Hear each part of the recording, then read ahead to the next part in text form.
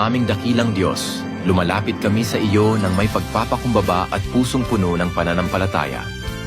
Itinataas namin sa iyo ang aming bansang Pilipinas at lahat ng mamamayan nito.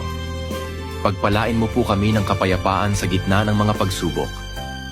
Bigyan mo ng karunungan at katapatan ang aming mga pinuno upang maglingkod ng may malasakit at katarungan. Ipagkaloob mo po sa amin ang pagkakaisa, pagmamahalan, at malasakit sa isa't isa upang mapanatili ang kapayapaan at kaunlaran.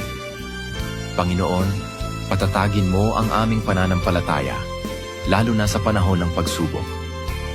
Palakasin mo ang aming loob upang hindi kami panghinaan ng pag-asa. Pagalingin mo po ang may sakit, aliwin ang nalulungkot, at bigyan ng pag-asa ang mga nawawalan ng direksyon sa buhay. Panginoon, basbasan mo ang aming bayan ng saganang biyaya. Pagkain sa bawat hapag, trabaho para sa nangangailangan, at proteksyon laban sa anumang kapahamakan. Sa iyo po namin ipinagkakatiwala ang aming bansa. Naway patuloy mong pagharian ang aming puso at buhay. Sa pangalan ni Jesus. Amen.